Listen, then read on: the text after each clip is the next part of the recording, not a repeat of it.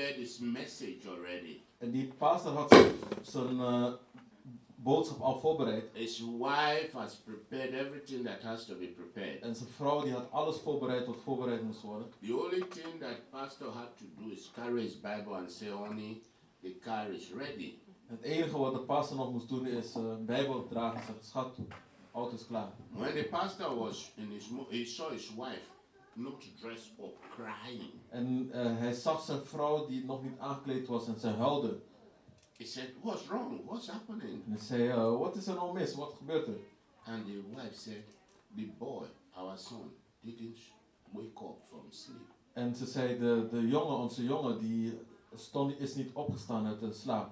That the mother has gone to the room, woke him up, checked him, pour water on him, but the boy is cold dead.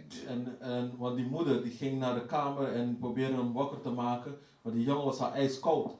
So pastor went to the room and saw his son dead, lifeless. En dus de pastor ging naar die kamer en zag zijn zoon dood en levenloos. And the only thing pastor could say, after praying for the son, Het enige wat die pastor kon zeggen na het bidden voor die zoon. He said, we're going to church. Hij zei, hey, kom, we gaan naar de kerk. The wife said, how could you go to church? Call one of the brothers to preach the message today. En die vrouw zei, hoe kan je nou naar de kerk gaan? Bel een van die broeders om de boodschap te brengen. The pastor said, we already made an appointment to preach in the church today. En die pastor zei, hey, we hebben alle afspraak gemaakt om in de kerk te gaan prediken vandaag. He said the church has the highest priority. Dat de kerk heeft de hoogste prioriteit. God did not tell me last night that my son would die. God heeft me gisteravond niet verteld dat mijn zoon zou sterven. But he gave me a message to preach. Maar hij gaf me een boodschap om te gaan prediken. So that message will go and preach it. Dus die boodschap moet ik gaan prediken. He came to the church. En hij kwam in de kerk. He came with his wife. Hij kwam met zijn vrouw daar. You know, women, they will never be comfortable in such a situation. En vrouwen zullen nooit comfortabel zijn in zo'n situatie. You leave their only son dead at home. Want je laat je enige zoon daar dood thuis. And you are putting on your tie, standing here and saying hallelujah, praise the Lord. En je komt je das hier aantrekken en hier staan en zeggen prijs de Heer. The pastor had Hallelujah. a very powerful service that day. En die pastor had een hele krachtige dienst die dag. When he gave an altar call, Toen hij de oproep deed, people came and gave dat de mensen naar voren kwamen de mensen en ze gaven leven aan Jezus.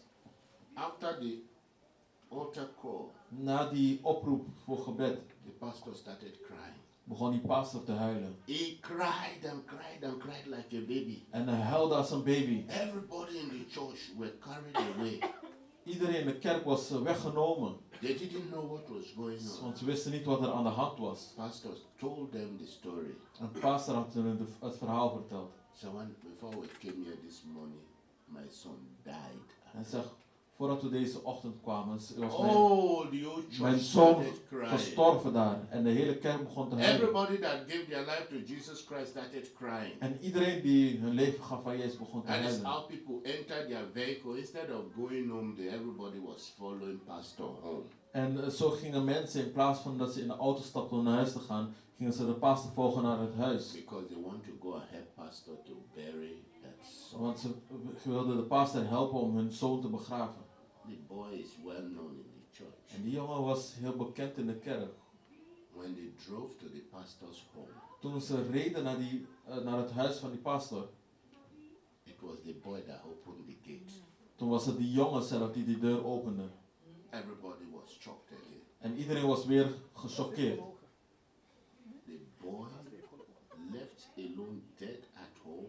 Die jongen die doodgelaten was thuis. But because the man went about doing what God gave him as priority to do. Maar omdat die man ging en deed de prioriteit wat God hem gaf om te doen, God took care of that same boy that was dead at home. had God gezorgd voor diezelfde jongen die dood thuis God was. gave him back life. Wow.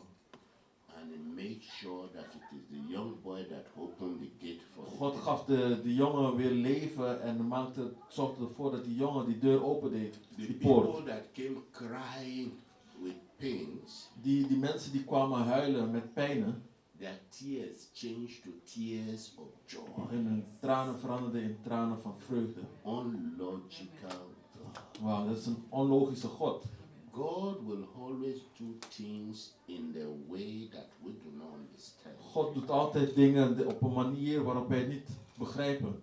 The bigger the problems, Des te groter het probleem, the more aggressive the situation, des te agressiever de situatie is, the stronger our God shows his power. des te sterker onze God zijn kracht toont. He said, my strength is made perfect in your Hij weakness. zei, mijn kracht toont zich ten volle in jouw zwakheid. Gideon and 32,000 men were not weak enough. Gideon en 32.000 mannen waren niet zwak genoeg. Gideon plus 10,000 men were not weak En enough. Gideon en 10.000 mannen waren niet zwak genoeg. God totally reduced it to 300, God heeft het helemaal verlaagd naar 300 mensen. of which it is impossible for 300 men to defeat a soldier group of more than 500,000 people. Waardoor het onmogelijk was om de 300 mensen, 500.000 mensen konden verslaan. In the book of Isaiah chapter 55, En het boek Jesaja hoofdstuk 55. you open it quickly with me as we read. Laten we het snel openen terwijl we lezen. God is very clear in his word. Daar is God heel duidelijk in zijn woord. He will not change. Hij zal niet veranderen. He is still the same. Hij is nog steeds dezelfde. The same God that Gideon trusted him. Dezelfde God waarop Gideon The vertrouwde. God that used that few soldiers to defeat the multitude of the Midianites. De God die de enkele soldaat heeft gebruikt om die Midianieten te verslaan. He will use you. Hij zal ook jou gebruiken. He will use you Hij zal ook jou gebruiken. to defeat coronavirus. Om coronavirus te verslaan. To defeat all the powers that is threatening the society that we're living in. Om al de machten te verslaan die de maatschappij bedreigen waarin we leven. He will use you. Hij zal je gebruiken. Don't begin to ask the question like Gideon asked. Begin niet de vraag te stellen zoals Gideon Oh, dat who deed. do you want to? How do you want to use? Who do you want to use to fight this big battle? Wie wilt u nou gaan gebruiken om deze grote strijd te strijden? God is not looking somewhere else. God kijkt niet ergens anders. He's looking at his weak soldiers. Maar hij kijkt naar een zwakke soldaat. The ordinary people De normale mensen. that dared to believe. Die durven om te geloven. Men and women of spiritual valor. Mannen en vrouwen van geestelijke dapperheid. God called Gideon. God riep Gideon. He said, "Ye man of valor." Hij zei, jij dappere held. Not because of his physical strength, Niet vanwege zijn fysieke kracht. because there is something within his heart. Maar omdat er iets in zijn hart was. He had faith in the Lord. Hij had geloof in de Heer. Believe God. Geloof in de Heer. Just like you believe God. Net zoals jij in God gelooft. Isaiah 55, In Jesaja 55. verse 8. In vers 8. The Bible says, "For my thoughts are not your thoughts, neither are your ways my ways, saith the Lord." Daar staat, want mijn gedachten zijn niet uw gedachten. Uw wegen zijn niet mijn wegen, luidt het woord van de Heer. God has a way of doing things. En God heeft manieren waarop hij dingen doet. The situation now may seem so heavy. De situatie kan soms zo zwaar lijken. The circumstances we're going to encounter in this world will become so terrible. De situaties die we tegemoet gaan in de wereld gaan zo erg worden. But God has a soldiers on the ground. Maar God heeft nog soldaten hier op de grond. And in that soldier group you are counted among them. En onder die soldatengroep ben je Or ondergeteld. will you be among that 32,000 people? Of zal je onder die 32.000 mensen zijn? That the Lord will say, if you know you're scared, go home. Dat de Heer zegt, als je weet dat je bang bent, ga naar huis. There are many of you here that are scared. Er zijn velen hier die bang zijn. You know you are scared. En je weet voor jezelf of je bang bent. Will you be among the ones, the 22,000 that will go home? Zou je onder die 22.000 zijn die naar huis The gaan? brother said he didn't even repeat it 2 times. Die broer zei, hij heeft het niet eens 2 keer herhaald, Gideon. everything you are scared of will defeat you. Alles waar je bang voor bent, zal jou verslaan. Anything you are scared of Maakt will niet- defeat you. Maakt niet uit waar je bang voor bent, het zal je verslaan. You are a child of God. Maar je bent een kind van God. The brother said something. En die broer zei iets. If God be for us, Hij zei, als God voor jou is, who can be against you? wie zou dan tegen jou kunnen zijn? Who can fight a battle against you and win? Wie kan dan tegen jou strijden en winnen? What demon? Welke demon nog? What Satan? Welke Satan nog? What virus? Welk virus nog? No matter how hard it is, Ongeacht hoe hard het who is. created it at all? Wie heeft het tenslotte gemaakt? Did the devil created it? Heeft de duivel iets gemaakt? Het gemaakt? All things were made by God. Alle dingen zijn door God gemaakt. All. It didn't say some. Alle dingen, niet sommige dingen. And God has not made anything to defeat his children. En God heeft niet iets gemaakt om zijn kinderen te verslaan. He has made his children to have dominion over all his Hij heeft zijn creation. kinderen gemaakt om heerschappij te hebben over heel zijn schepping. He said, my ways are not your ways. En zijn mijn wegen zijn niet jouw My wegen. thoughts are not yours. Mijn gedachten zijn niet jouw gedachten. God is not a logical God. God is geen logische God. We are logical human beings.